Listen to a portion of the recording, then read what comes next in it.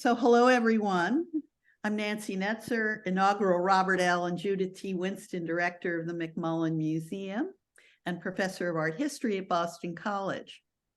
And I want to welcome all of you to today's panel discussion in conjunction with the McMullen's current exhibition, curated by Professor of Political Science Kathleen Bailey, Landscape of Memory, 7 installations from the Barjeel Art Foundation in Sharjah, United Arab Emirates.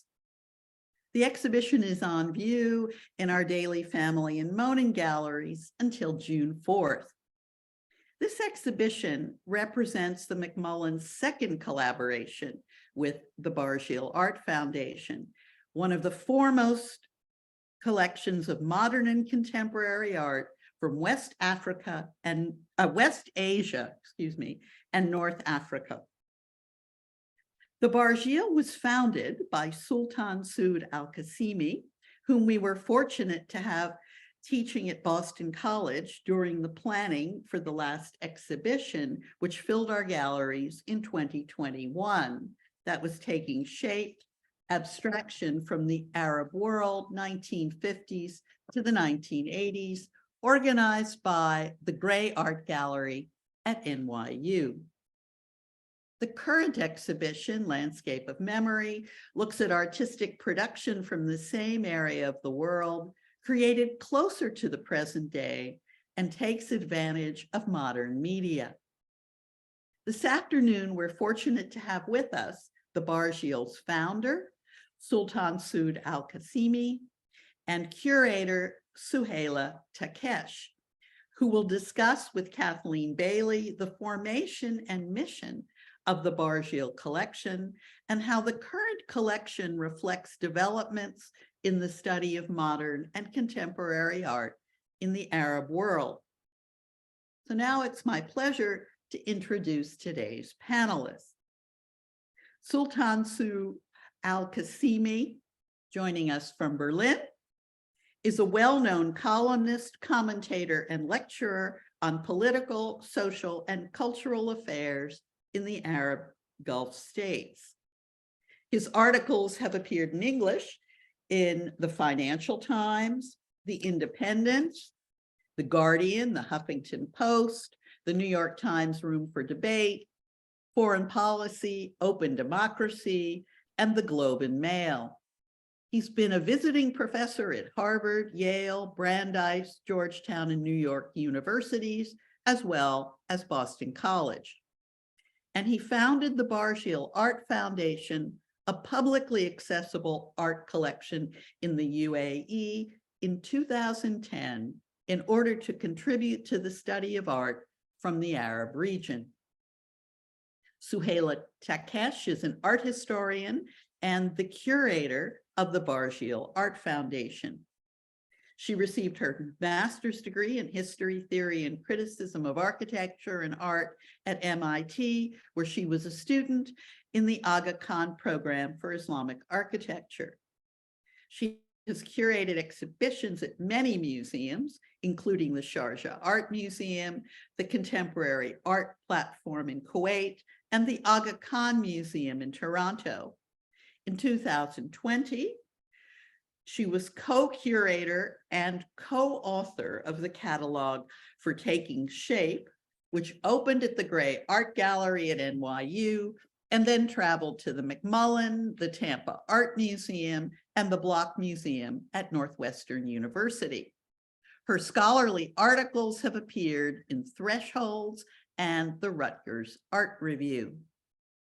Kathleen Bailey is professor of political science and director of the Islamic Civilization and Societies program at Boston College. She's also director of the Gabelli Presidential Scholars Program. She specializes in Middle Eastern and Central Asian politics, in particular in political leadership and clan politics in Uzbekistan, as well as inter-ethnic relations in the wider region. Her current research focuses on comparative authoritarianism and the historical legacy of autocratic regimes. She teaches courses on the Middle East, Central Asia, comparative empires, and teaches a summer study abroad course in Kuwait, Jordan, Qatar, and Dubai. Her numerous articles have appeared in the Journal of Women's Studies, Central Asian Studies, and the Oxford Encyclopedia of Islam. So now please join me in welcoming our panelists as I turn over the screen to them. As a reminder, please mute yourselves during the program, and you are welcome to put questions in the chat. Thank you, Nancy, and welcome, Sultan and Suheyla. We're so happy to have this opportunity to see you virtually, and maybe someday soon in person. So I think maybe we want to start with an overview of the Barjeel Foundation and collection, and I know that you have some slides that you'd like to show. So why don't we start there? Thank you so much, Kathleen. My colleague Suheyla will be sharing her screen and the slides. Nancy did a great introduction to Barjeel. As she said, it was founded in 2010 as a collection whose purpose is to display and share art from the Arab world, West Asia and North Africa. In the past 13 years or so, we have mounted over 30 exhibitions and loaned to over 100 institutions around the world, not least of which, and maybe one of my favorites, was our experience at the McMullen, which has been an extensive and a very deep and personal relationship. So I'd like to thank you for hosting me and hosting the collection.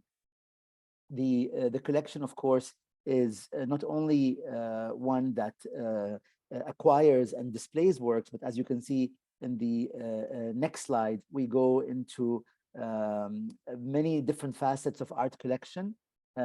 For instance, it's not that we only collect painting or photography, but we also collect sculpture. One other thing that we do, for instance, is repair works and restore works, such as this one that came heavily damaged from Kuwait after 50 or 60 years of neglect.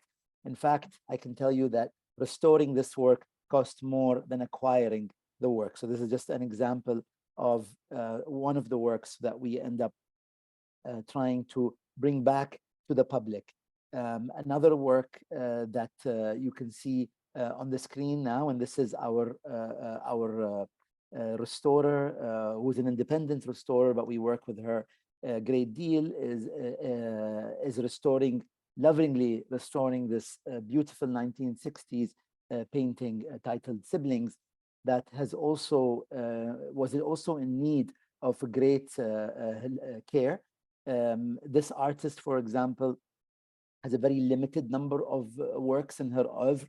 What I understand from Algeria is that there's less than 30 artworks in existence of this artist. It could be because some of the works were lost or some of the works are missing, but this is definitely the largest work she's done that still exists today, and she is now in her 90s, I believe. So it was very important that this work is restored. And then in the next couple of slides, you will see some of the exhibitions that we've held at Barjeel. We've had, for instance, our first international exhibition. This is the 10th anniversary of that, which was at the Singapore Art Museum.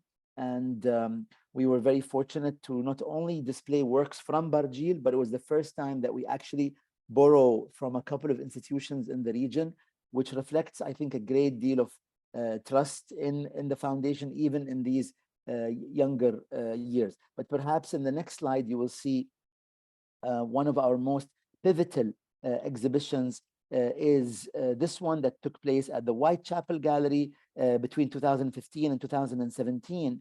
That was curated by Dr. Omar Kholeif, who is now at the Sharjah Art Foundation. This exhibition has received over 350,000 audience members.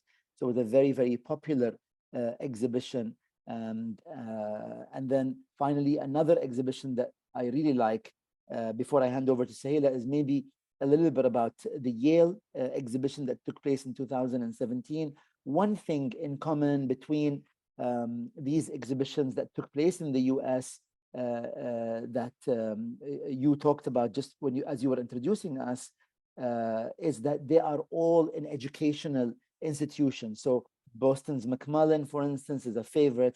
Yale University Art Gallery is another important educational institution, a museum that is attached to a university. And just as with Boston College, the access that the students get, the papers that they write. I personally ended up teaching a class. So some of the students had seen this exhibition the semester previous to when I taught. So I'll hand over to Suheyla now, who can tell you more about our work, especially at the Sharjah Art Museum.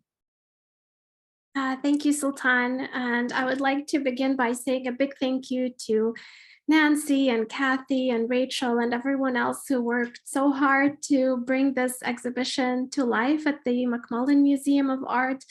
It's such a pleasure and honor to be hosted by you for a second time. And it's always, kind of a place for such engaging and rich conversations. So it's very exciting for us to be here. Picking up from where Sultan left off, this exhibition at the Yale University Art Gallery was actually, kind of a very important key point for us in sort of our history of traveling exhibitions, because as we were having the conversation with, the staff of the gallery, as well as the faculty at Yale, we were thinking of where exactly at the museum to place, works from the collection, and whether it should be in the Islamic wing of the museum or the modern art wing. And then, we eventually settled on the modern art wing, which was a wonderful kind of step in taking these pieces and positioning them as part of a conversation on global modernism, right? As something that was part of a much larger movement internationally. As Sultan mentioned, alongside our traveling exhibitions, we also have a long-term collaboration with the Sharjah Art Museum, which started in 2016 when we collaborated on a single show that coincided with the 5th AMPA conference, the Association of Modern and Contemporary Art from the Arab world, Turkey, and Iran. You can see some, snapshots from that conference where we had graduate students visit not only the exhibition, but also the collection and storage facilities. And what was very rewarding for us is that many of these students already came with lists of works that they wanted to see in the collection. These were artists that they had been working on, and this was an opportunity for them to see some of these works, live. In 2018, a longer-term agreement was signed with the museum, allowing us to, fill an entire wing with works from the collection that is on constant rotation,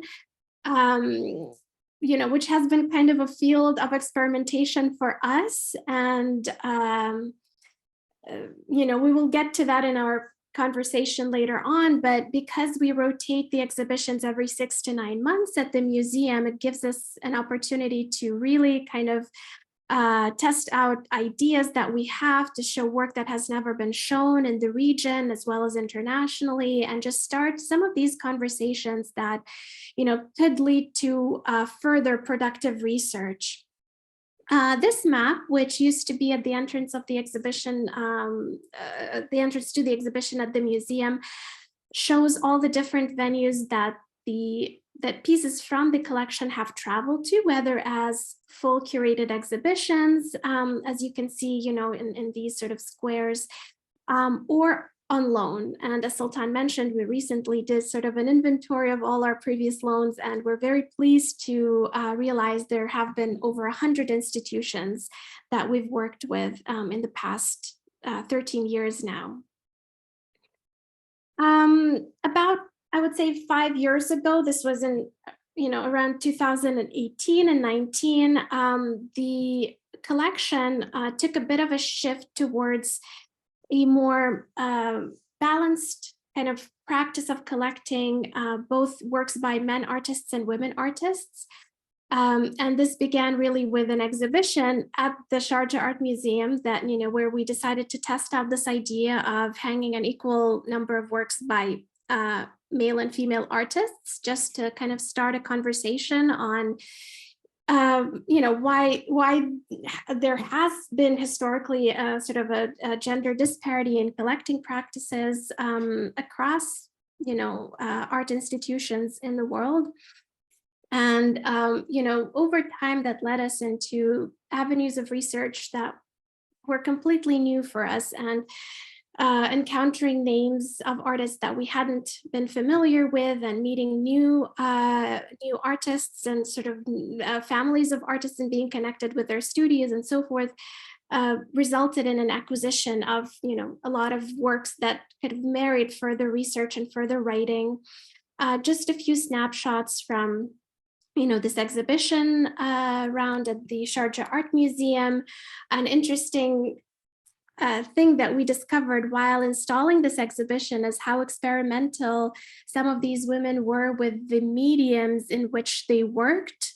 So while, this could be the case with the Barjeel Art Foundation, but the collection, if you look at sort of the proportions of the mediums and the techniques that the collection holds, it just so happens that with male artists, they tend to be oil on canvas or acrylic on canvas paintings with, perhaps works on paper or sculpture. Whereas when we began this process of installation, we noticed that women ventured into areas such as tapestry and weaving, embroidery, ceramics and clay, light sculpture, tar and henna and sand, and, a whole array of different materials, which could be an interesting question to look into in terms of expanding this canon of what modern art can be. What can a ceramic plate, for instance, have a place in the modern art canon, and so forth. So, this is just kind of a brief introduction of the backstage work that we do at the foundation to give us a little bit of, kind of a starting point to begin our conversation. But I think, Kathy, maybe I will hand over to you at this moment to see if you have any questions, and then we can maybe come back to some of the slides. Thank you so much, Suheyla. And I do have a question. And in fact, I'm going to combine two questions into one, if you don't mind. So I'm wondering, what are or are there unique challenges to building and curating a collection in this region in Southwest Asia and North Africa? And then sort of a corollary to that is there are there challenges? You just spoke about women and gender parity. Are there challenges finding female artists and weaving them into your collection that are unique to this region, or is this sort of just a global issue? So there's sort of two distinct ideas there in terms of region and in terms of gender. Okay. Suheyla, I'll answer the first one if you'd like to answer the second one, maybe. With regards to building the collection, this is a process that I was involved in for the past 20 years or so. The first time I bought an artwork was 2002, and I think we stepped up the acquisitions by the late 2000s, and so it's been really 13-14 years of targeted acquisitions in the region. It's very challenging to buy art from West Asia, North Africa, from the Middle East. Research is not as readily available. Sometimes there are books, but they are in print, and it's not easy to access these books. In some cases, we have lack of provenance, lack of historical data about the specific artwork.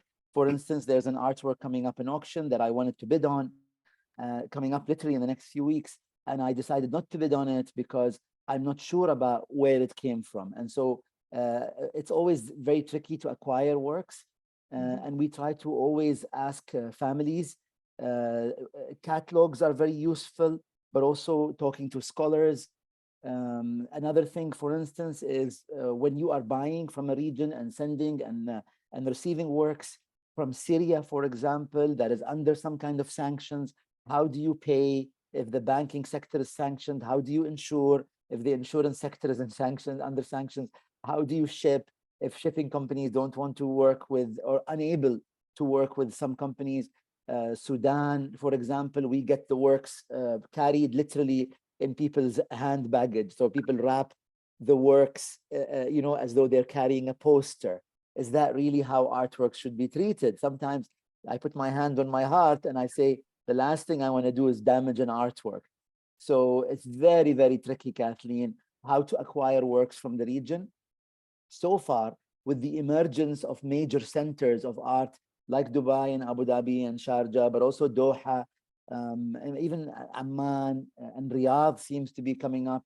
There's better handlers, better shippers, better insurance. Things are improving. It's not an improvement across the board, though. I'll stop here. Can I just follow up on that, Sultan? Because I'm wondering, do you know or do you suspect that some of these works are lost to us? In other words, have you heard about some that seem magnificent, but they no longer exist because there's such instability in some parts of the world, or people don't think that they're particularly wonderful? Has that happened? Painful. Oh yeah, it's very painful to answer that question. Even tomorrow, the day after tomorrow, I'm doing a talk here in Berlin. And one of the major works I'm concentrating on is by an Egyptian artist called Muhammad Nagy. And he painted this magnificent mural of, I don't know what 8 meters is in feet, but it's massive. And it's called the School of Alexandria. And it's sort of his response to the School of Athens. And I was told this painting no longer exists. It's been destroyed in a fire during the revolution of 2011. And so these are historically important works. They are the national heritage of some countries. They're not just pretty works. They're historically important. They should be preserved, but they did go through a lot of damage. I mean, this is not unique to the Middle East. We know what's happening in Ukraine, for example. We know what's happening in other parts of the world, in Africa, in Asia. Culture is unfortunately a victim of conflict, and so this is not unique to the Middle East. That's what I want to emphasize on. Suheyla? Yeah, thank you, Sultan. Picking up from that, acquisitions can certainly be very challenging. Shipping can be challenging, as you have seen. A lot of our work involves restoration, and actually, because art handling companies and professional companies are sort of able to operate from all parts of the region, a lot of the times works actually do get damaged during transit, and so we end up conserving that as well. But touching upon sort of the more methodological challenges, Kathy, of curating art from this part of the world, and sometimes I do feel like a bit of a broken record when I keep speaking on this, is that the frameworks of writing these histories are still being formulated. In the sense that a lot of the times people who are working on documenting these bodies of work, sort of theorizing these histories, have been trained in a particular model of education. Most often it is a European or a North American model of education. And I'm speaking, sort of including myself in this group of people who are, working in this area. And what happens, what tends to happen is a lot of the times you sort of come out of your training with a particular set or, a sort of a timeline, a set of categories or movements or art schools that you become very familiar with. And so when you start looking at new objects, you almost kind of it's very easy to slip into the trope of, trying to fit that work into a framework that is already familiar to you. But what happens a lot of the time is, you recognize through deeper research that some of these movements, lines of thought, lines of inquiry don't actually land on the same frameworks in the same exact way. And so you're faced with this challenge of, then formulating other questions, asking other questions of these works.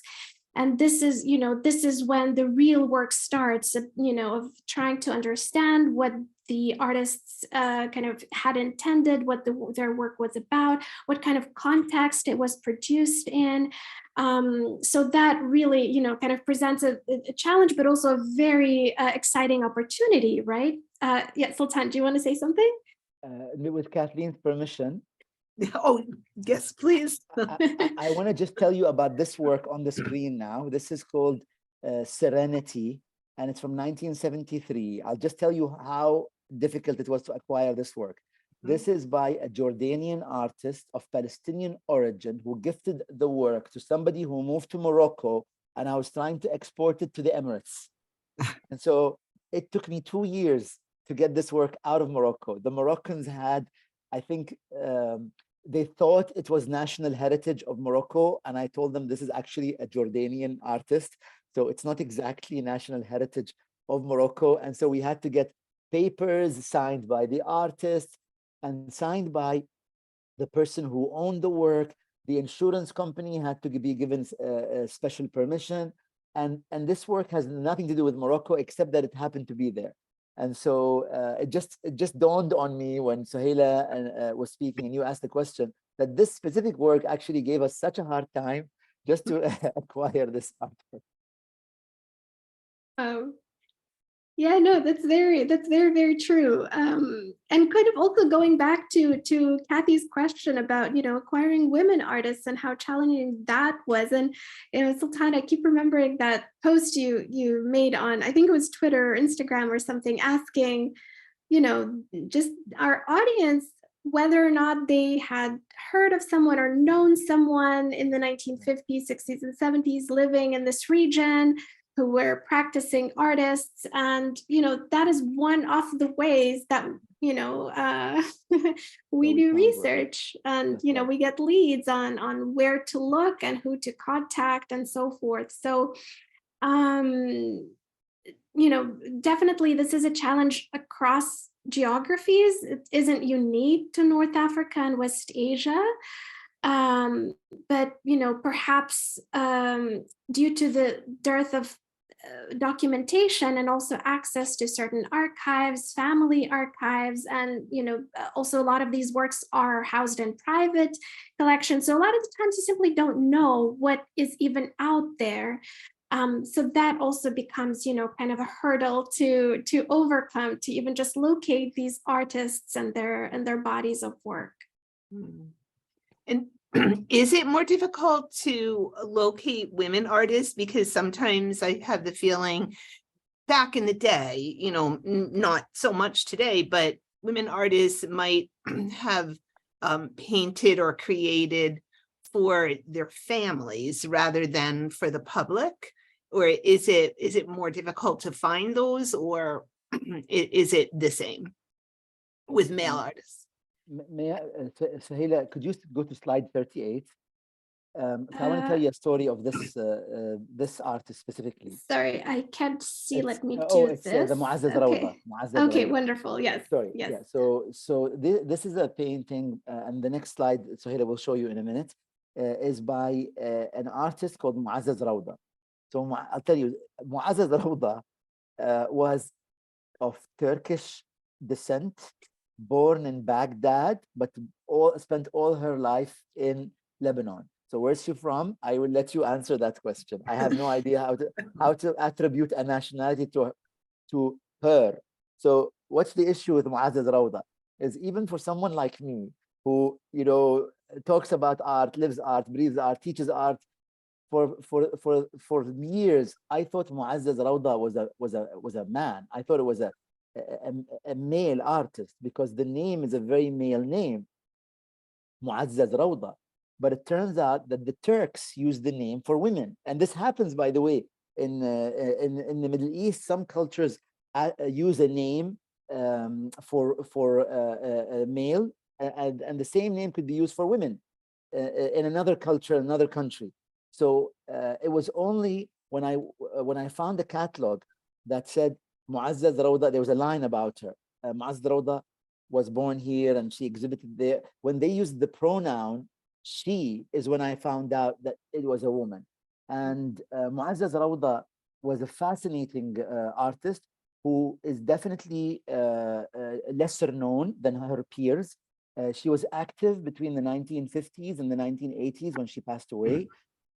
She was active in several mediums, including painting, but also, as you will see in the next slide, sculpture. Her works were beautiful. Had we known about her, she would have been in the show that went to Boston College's McMullen Museum, because her work is so beautiful. And even recently, I found out that there was a lot of jealousy between artists, and that some artists decided to not sort of share the limelight, let's put it this way, with others. And so it is quite exciting to learn about women artists, because they were so wronged, because they were so because they were not given the attention that they deserved. But as you can see with the sculpture, the work is absolutely fabulous. And maybe Suheyla can talk about the next artist that we have on the next slide, if she would like.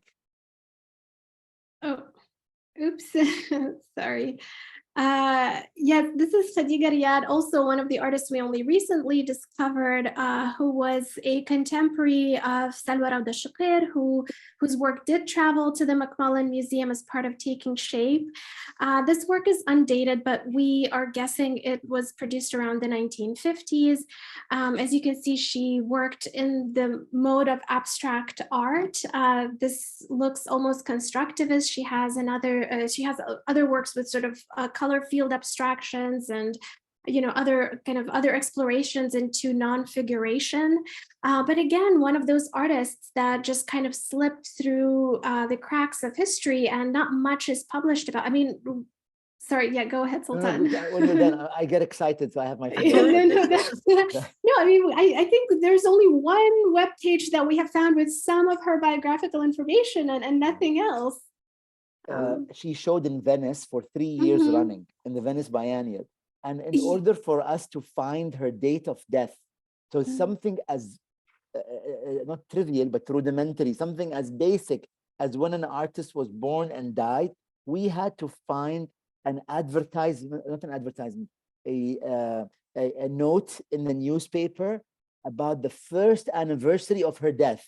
So that was published in 1982. So we found, so we basically, inferred that she died in 81, the year before. This is how basic the information is that is missing about women artists.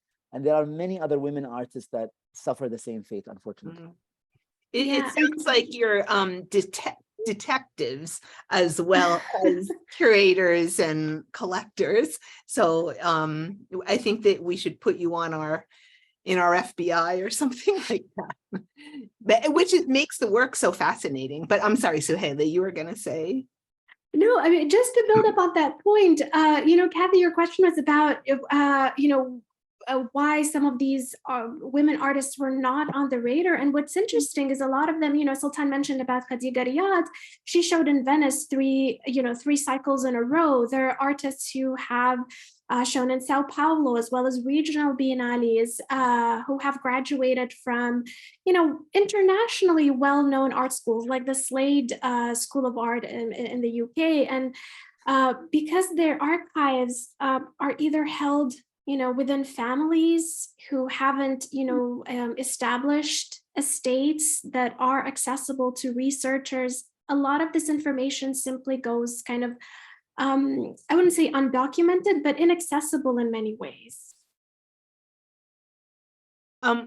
So sort of relevant to all of this, Nancy has put a question in the chat where she's asking, are regional auction houses and dealers regional, or do they limit their inventories to their own country?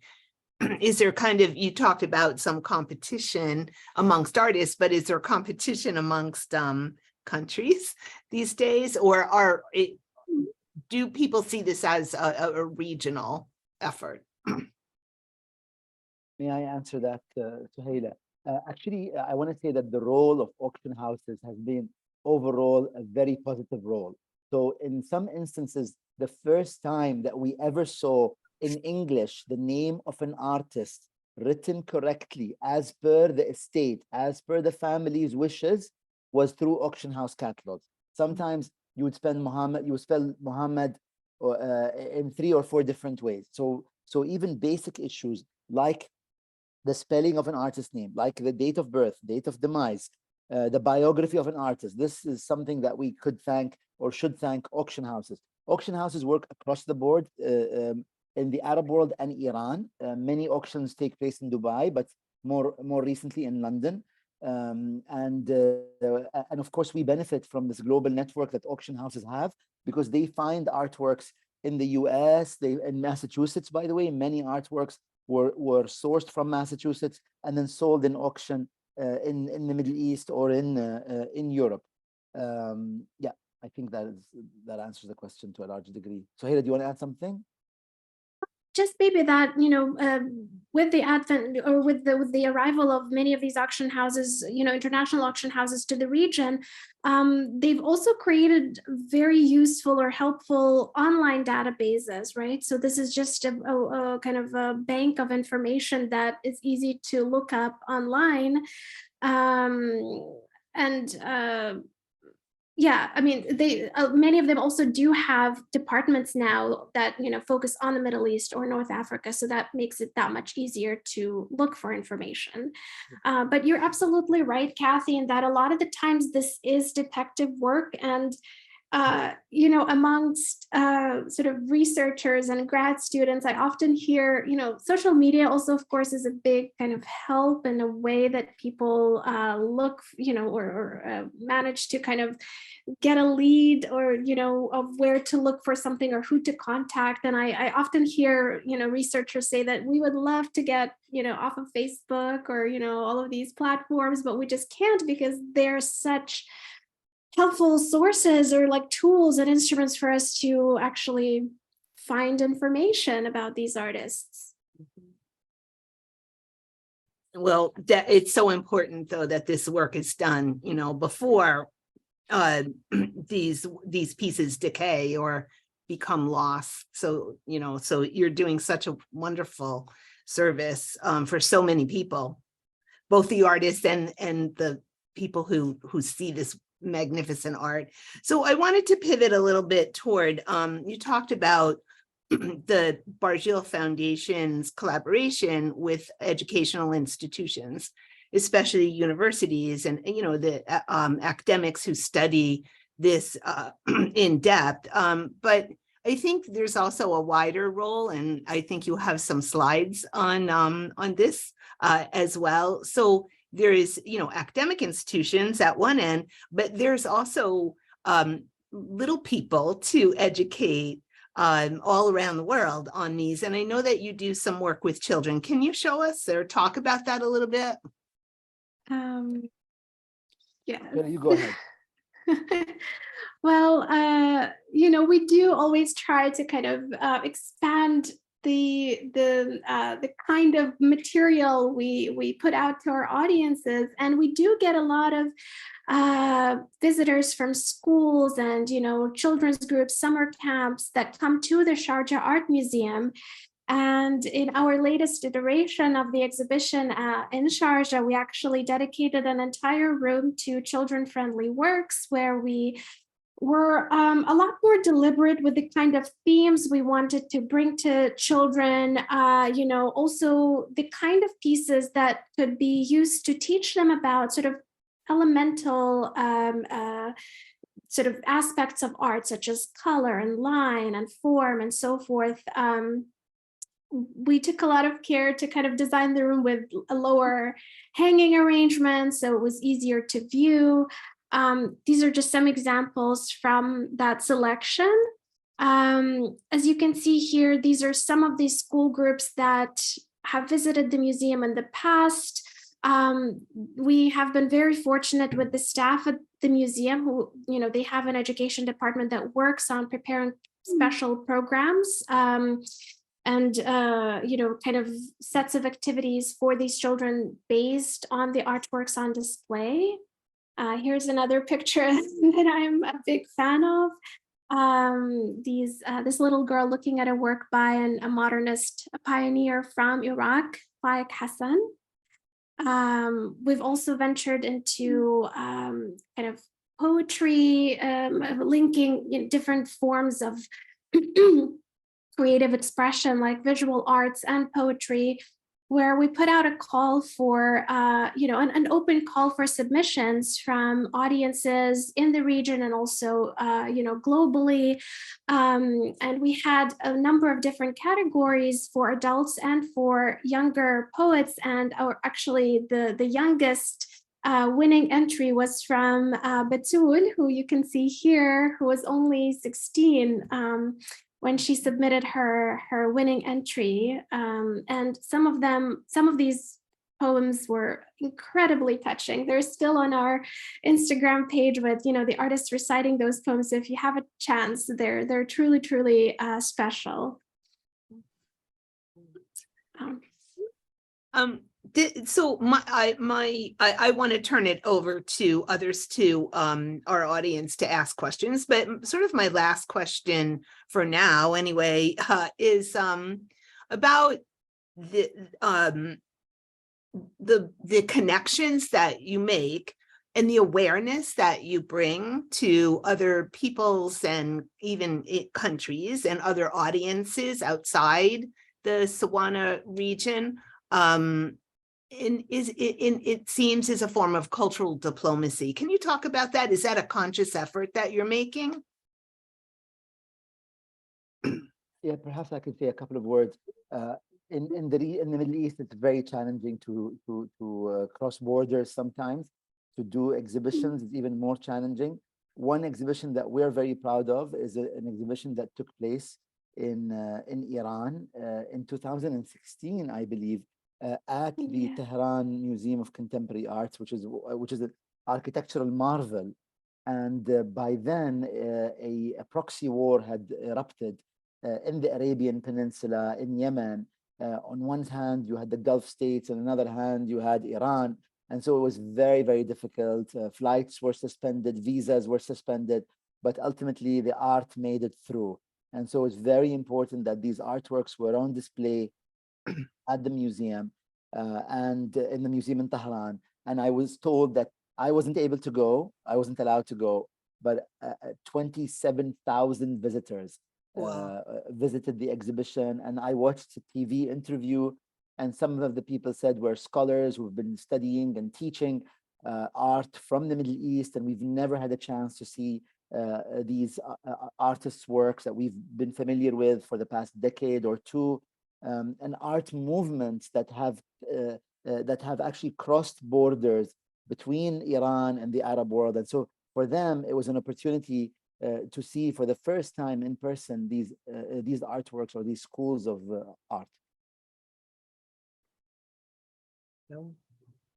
Well, it certainly is the case at Boston College that so many of our students that are not political science or history or art history majors have now come in close contact with especially the video artists. And then, of course, the previous exhibition a year ago with Middle East artists, and that they had never would have seen before, known before. And it brings the context and the history and the culture, and I might say even the food, because some of our gatherings are all around Middle Eastern food, that these students have never really had an opportunity to even think about, to contemplate. So just in our little small microcosm bubble world here, great strides have been made in terms of this idea of cultural diplomacy. So thank you so much for that. It opens students' eyes, and they go tell other people and their parents, and it has a ripple effect. So we have a question, two questions from Rachel. One is, what projects or exhibitions are currently in development in connection to the collection and the Museum or the foundation?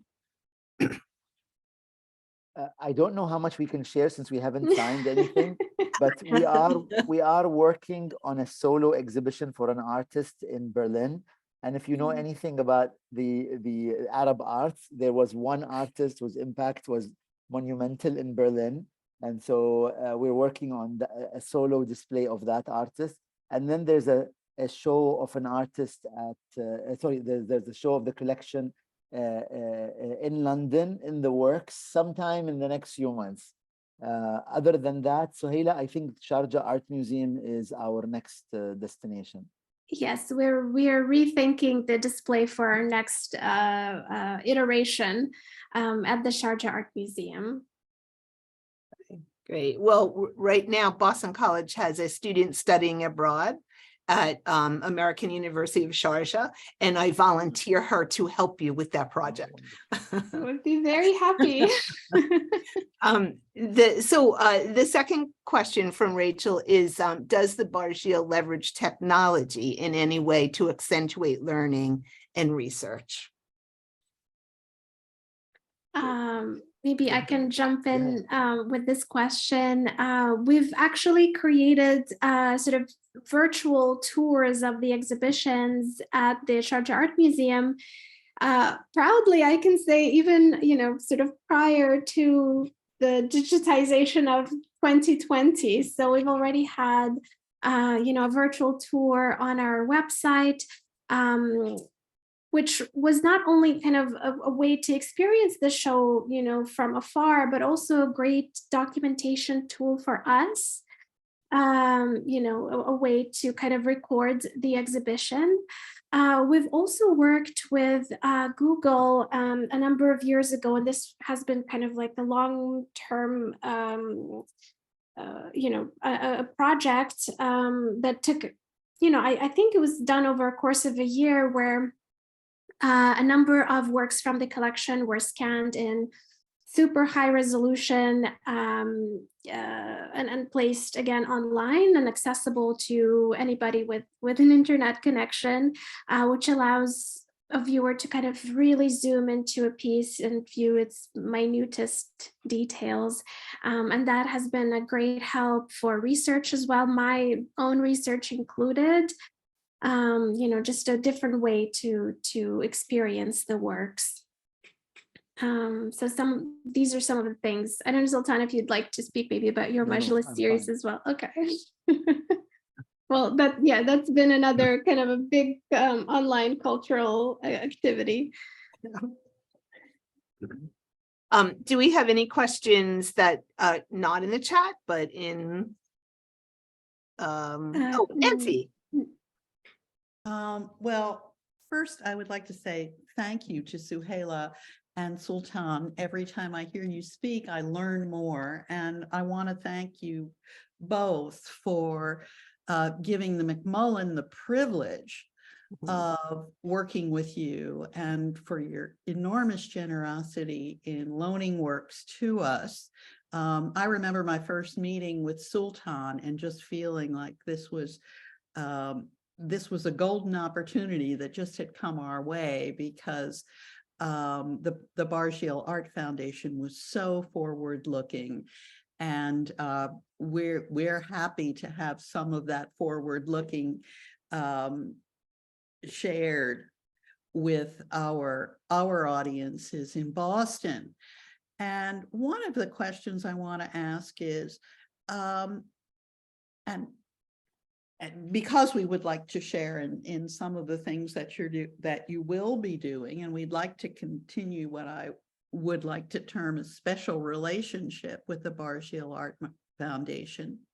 How do you see the development of your collections going over the next 10 years, and how will that perhaps change or I hope enhance your relationships with other museums going forward?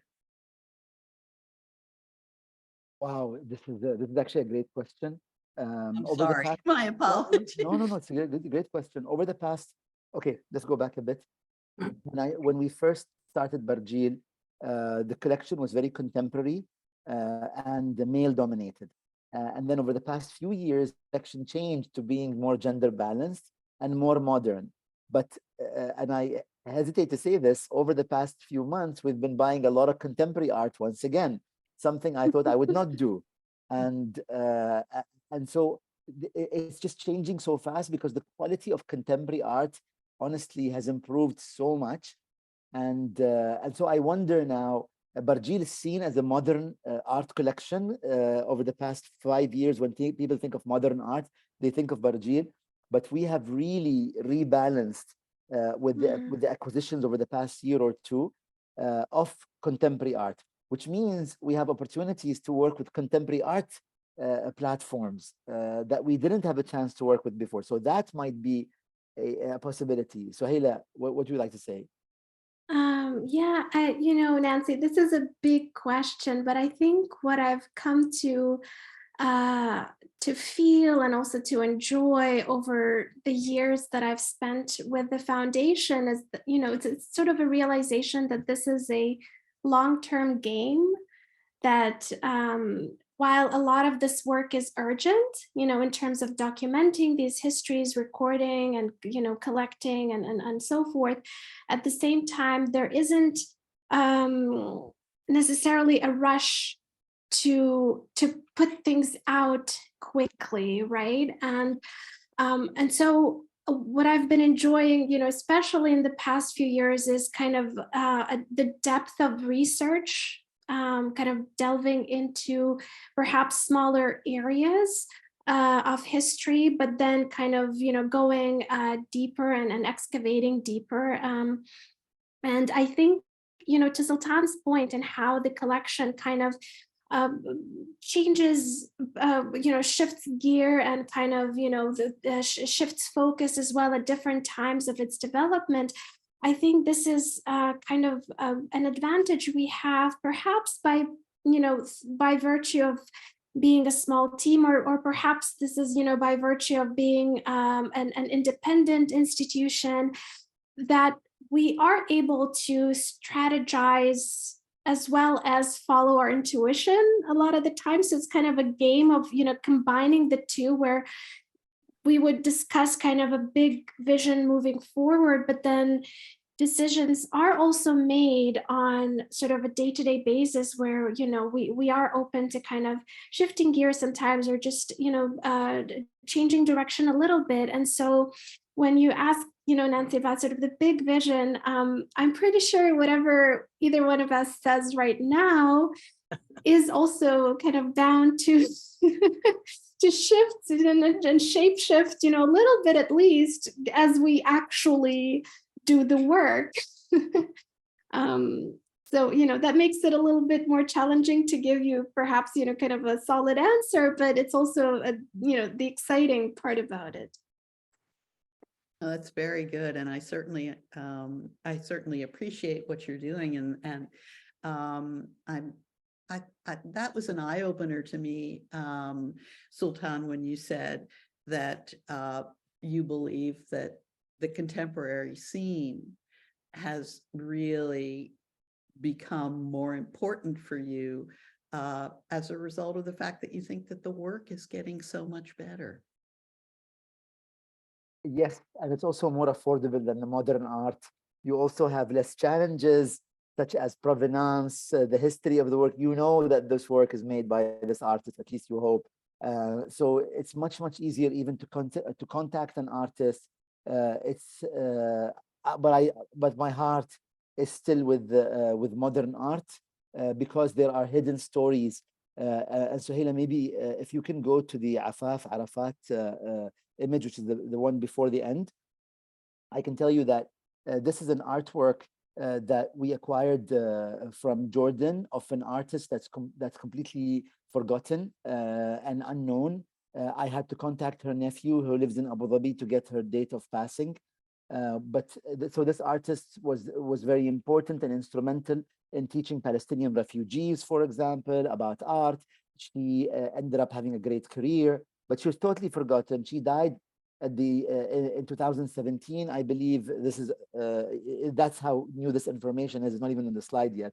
So her nephew confirmed the date of passing, which is wrong online, by the way. It turns out, Kathleen and Nancy, that this artist played a very important role. She's Jordanian, but she moved to the Gulf, where she helped set up the art history curriculum for my country, the United Arab Emirates, as well as Bahrain. So these are not only important artists, but they are individuals who contributed to the recognition of art as a medium in the Middle East. And so these stories need to be told. And if I only look at contemporary art, then I will be missing finding out and telling these stories. So it really is a sort of a tough thing to do, but I think my heart is still with modern art. Yeah. Since we have just a couple of minutes left, but since I am in the advantageous position of being on the panel, can I ask that you go to the slide, which is one of my favorites, siblings? I think it's called by Jamila bint Mohammed, maybe. Can you tell us a little bit about this? It just really spoke to me. Suheyla, why don't you start, and then I will add whatever. Yeah, well, Kathleen, this is, one of those works that's still quite a bit of a mystery to us as well. When we acquired the work, it came to us untitled, undated, and remained so, for the longest time, even in our museum label at the Sharjah Art Museum, and we had it dated to, I believe, the mid-1970s or the late 1970s. We have contacted the family of the artist. She is unfortunately unwell, and so we weren't able to kind of connect with her directly for an interview or a conversation. But over time, we did manage to receive information that the work is actually titled Siblings. And we can see 4 women painted, here in different, sort of in different clothes as well. So we were thinking, she's from Algeria. Could this be a reference to Picasso's kind of Women of Algeria? So we kind of had a lot of speculation about what the work could, the concept could originate from. But unfortunately, we still don't have as much kind of concrete information about the piece itself, apart from its kind of identifying pieces of information. If I can add to Suheyla briefly, the way we found this information is I posted on Facebook saying, does anyone in Algeria know this artist? And then one of my followers, I have 80,000 followers on Facebook, one of them tagged his teacher who was her student. And so he said, my teacher studied under this artist in the 1950s or 60s, maybe later, 60s or 70s. And so then I contacted the artist, the teacher, who went to see her former instructor and asked her for the information. And so we can use technology to do a lot of good in the region. And I'm so grateful to this individual who followed me and his own teacher. And one last thing about this artist is that she was very active in the anti-colonial movement. She was active against the French rule of Algeria, and she was arrested. The only thing available on her, I think, other than a small biography on our website, is her arrest warrant by the French in the French language. Yes.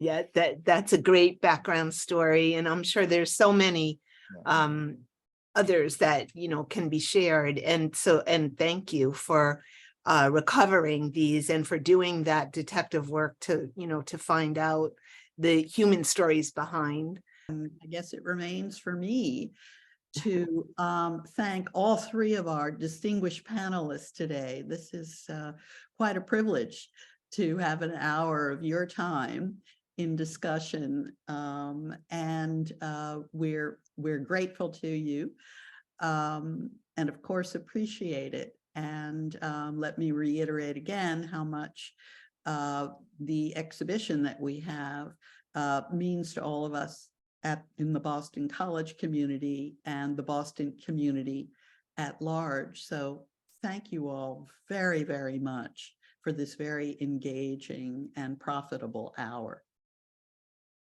Thank you for having us. We're very grateful. Thank you very much. Thank And on a you. personal note, thanks to Boston College. I miss the college. I miss the students, and I miss you, Nancy and Kathleen, very much. We miss you too. So come Seriously. back again. Soon. Yes. Thank you so much.